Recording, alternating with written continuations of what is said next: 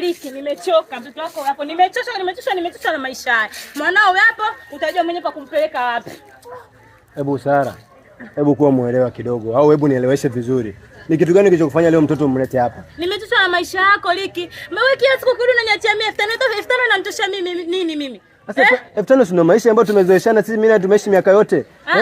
Kwa kweli sio hivyo. 5,000 hiyo ya kula, 5,000 hiyo ni bajeti, 5,000 hiyo mtoto nguo. Kwa kweli kwa maisha gani niangalie nilivyo. Nimetoka nyumbani nimenenepa, lakini angalia sasa hivi mpaka suruali zote hizi nazibanisha. Kwa sababu gani? Kwa sababu maisha yako 5,000. Sasa ngwambie mwanaume, nimepata mwanaume wa kuniachia 50,000 kwa siku. Kwa hiyo sasa wewe utajua mwenyewe mwanao utampeleka wapi? Mimi hapa ndo naondoka. Sijui unanielewa? Kwa hiyo nataka kuniambia unamthamini mtu mmoja kukutumia kukupatia 50,000 kuliko mimi na kuachia 5,500, yani nimekutumia nisipokutumia ni sawa, si ndivyo? Yaani sasa nikwambie tu vizuri. Yaani hata hiyo 5,000 yako yenyewe ukirudi na nyumbani. Yaani 5,000 haina maana kwa sababu kurudi nyumbani mtu kimoja achali. Sasa mimi nifanyaje jamani?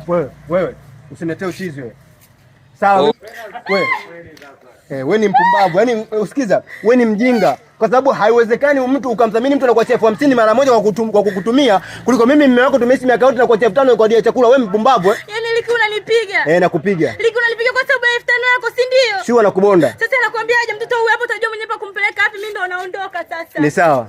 Wewe nenda. Hata uchizi.